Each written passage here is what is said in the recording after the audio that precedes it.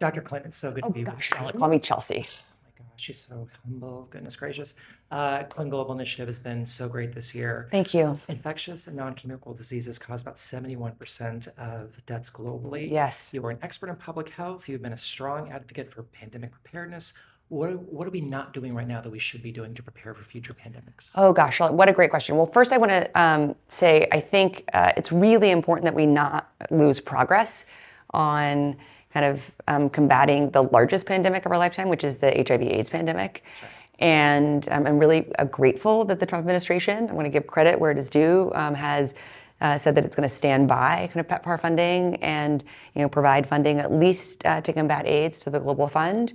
And I think we kind of in the broader kind of advocacy community, kind of operational community, organizing community, kind of implementing community, have to just ensure that we are like stewarding those dollars to save a life wherever possible, to help sustain a life. And so really grateful to know that people will be able to stay on antiretrovirals, fingers crossed, and really proud of the work that we were part of that was announced yesterday on lenacapavir.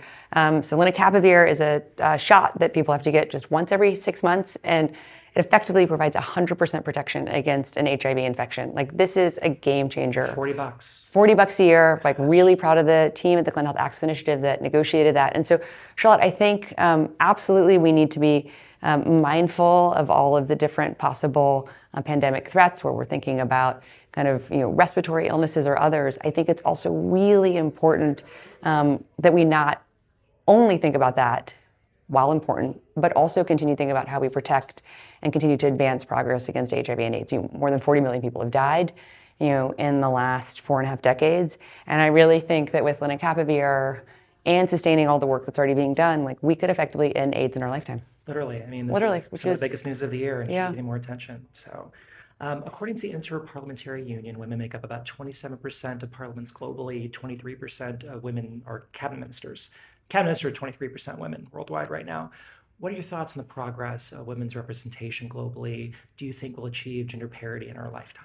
Well, Charlotte, I vividly remember in 2018 when we had an unprecedented number of women running for Congress, and it was very much heralded, including maybe by you. I know many kind of in the media, it's like, what a historic moment. And I remember thinking, like, this is awesome, and we're still only 25% of candidates.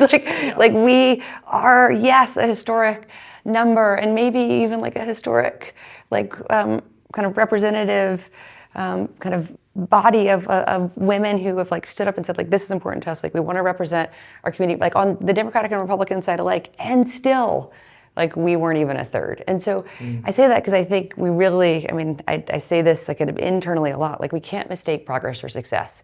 Like, celebrate success, mark success, but use success to continue to push forward progress and to not kind of take it for granted, because it's incremental until it's not. And I do believe that we will see gender parity in our lifetime, but not unless we really advocate for it, push for it, and continue to recruit women to run for office at every level. And I want anyone who believes they have something to contribute to run for office, like whatever party they're from, because I think that's when our democracy is healthiest, is when we have more people stepping into the arena, whether we're talking about like school boards or county boards or city councils or state legislatures, or of course, like, to be in Washington. So yes, I think we'll get there, but only if we all participate. No one's going to give it to us. No one's going to give it to us, no. What a great note to end on. Yeah, thank you, ma'am. I Charlotte. appreciate Thank you. it. Thank Absolutely. you. Thank you.